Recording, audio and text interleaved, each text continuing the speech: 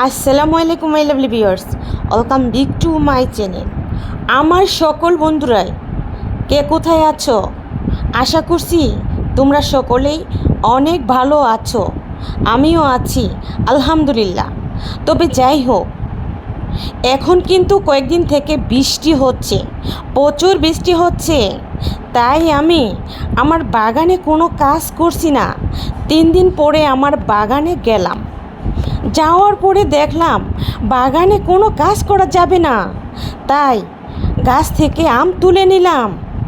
এই আমগুলো টক, কিন্তু তোমাদের কাছে বলেছি আমি, তাই না? তবে যাই হোক, এই আমগুলো কিন্তু পাকলে ভীষণ মিষ্টি লাগে।